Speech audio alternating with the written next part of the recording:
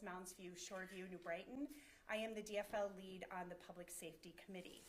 Instead of addressing how the Trump administration is harming our state economy and the lives of Minnesotans, the Republicans in the House are bringing another bill that does not have the votes to pass off the House floor and that makes Minnesotans less safe. In states where stand your ground or shoot first laws have been adopted, there has been an increase in firearm homicides, and they result in racial disparities, as others will discuss in a minute. By attempting to eliminate the duty to retreat standard in Minnesota's self-defense law, the Republicans are eliminating a rule that has existed in Minnesota for around 150 years. Under the current law, before using force against someone outside of your home in Minnesota, you must retreat if reasonably possible. This de-escalates rather than escalates potentially dangerous situations. That is the standard, and that should remain the standard. And we've got some other speakers up next. Good afternoon. Thank you for being here. My name is Maggie Emery, and I'm the Executive Director of Protect Minnesota, which is the only state-based, statewide gun violence prevention organization in our state. I'm here today to express our strong opposition to the proposed Shoot First legislation, which would legalize unnecessary violence, increase gun deaths, and deepen disparities in Minnesota. The evidence is clear. Shoot First laws do not make communities safer. Instead, they escalate violence. Studies show that these laws are associated with higher homicide rates. In Florida, where Shoot First has been the law for nearly 2 decades, firearm homicides increased by 32% after implementation. We cannot afford a policy that will bring more deadly encounters to Minnesota during a time when gun violence has already risen sharply. These laws embolden aggression instead of promoting de-escalation. We've seen far too many tragedies under this law where minor conflicts over things like parking spaces and neighborhood jogs turn fatal because individuals feel empowered to shoot instead of seeking resolution. And let's be clear, this law would not be applied evenly. Research shows that white shooters who kill black victims are 350% more likely to be justified under Shoot First laws. We cannot allow policies that deepen disparities and put black and brown Minnesotans at greater risk. This legislation also threatens law enforcement, making it harder to hold perpetrators accountable and putting officers in greater danger when responding to incidents. It creates a chaotic, dangerous environment for everyone. Finally, let's talk about the impact on our youth. A study found after Florida enacted this law, homicides among teenagers increased by 45%. Gun violence is already the leading cause of death for children and teens in this country. Do Republican legislators really want to make that worse? Minnesota has always taken public safety seriously. We should not now import failed policies that have made other states more dangerous. I urge our lawmakers to reject this reckless legislation and focus on real solutions that reduce violence and keep our communities safe. Thank you for giving me the opportunity to speak today. My name is Susie Kaufman, and I am the Minnesota Moms Demand Action chapter leader. Thank you very much to all of the members of the House who are here today for standing up against this dangerous policy. HF 13 is a dangerous gun bill that will roll back current safety protections in Minnesota and make it so that individuals can use force, deadly force, in certain situations, even when they could safely walk away. The introduction of this bill and bills like it, which attempt to erode Minnesota's already existing self-defense law, beg the question, what problem are we solving for? And is the attempt to erode this doctrine a solution in search of a problem?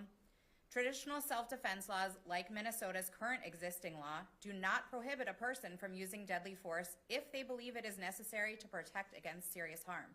It merely requires a person to take an alternative course of action when they are in a threatening situation outside of their home, if they know they can do so safely. Traditional self-defense principles reflect the value of life. They recognize that it is best to avoid killing another human being if possible, while still giving a person the right to protect themselves if necessary.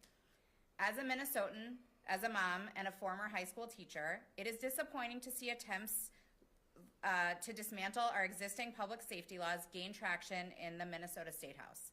Thinking back to the tragic shootings of Trayvon Martin in Florida and Ahmaud Arbery in Georgia, laws that dismantle our existing self-defense laws, like Stand Your Ground or Shoot First laws, promote dangerous vigilantism by encouraging people to use deadly violence as a first, not a last resort. They allow people to shoot first and ask questions later. Our state does not need any more division, and bills like HF 13 only stoke fear and division. I hope lawmakers today take a decisive stand against policies that harm everyday Minnesotans and instead focus on measures that will make a positive difference in our lives. Thank you. Hello, I'm State Representative Dave Pinto. Good afternoon. Thanks for being here. Minnesotans deserve to be safe in their communities and in our state, which is why House Democrats passed strong gun violence prevention measures to keep more Minnesotans safe. To dismantle these laws now and to allow people to shoot first and ask questions later would roll back the progress that we have made for Minnesotans and their families. Minnesota's self-defense laws work. They protect us while valuing life. The use of deadly force should be a last resort, and we shouldn't pass laws that encourage someone to use vigilante instincts even when they have the opportunity to walk away safely. Gun violence continues to be the #1 cause of death for children other than infants in the United States. We do not have a safe retreat epidemic in our state and our country. We have a gun violence epidemic. This bill will not pass the House floor. Republicans should be working with Democrats to make life more affordable for Minnesotans and to work with us to deal with the chaos and the costs and cruelty coming out of the Trump administration. Instead, they are bringing up bills that are partisan, that will not pass, and will make us less safe, and that is deeply regrettable. I believe that we are ready for questions, if there are any. The sponsor of the bill said that this is a reaction to the Supreme Court case from last year concerning duty to retreat for brandishing a weapon.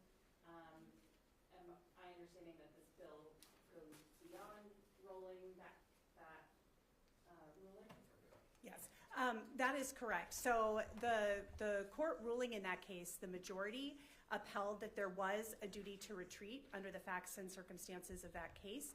There was a dissent, and so instead of the Republicans are really relying on that dissent, but they're actually going much further than that dissent even went, and it was very specific to the facts of that case involving assault and the threat of assault.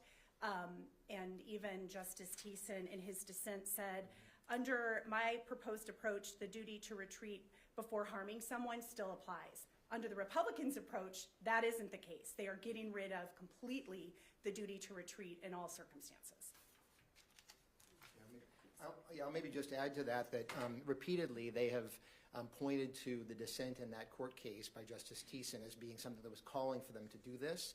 Justice Thiessen says specifically, I am not calling for this. He says, I do not call for what this Republican bill is. So yes, it goes far beyond his dissent because in fact he says he doesn't want us to do it because it doesn't make any sense.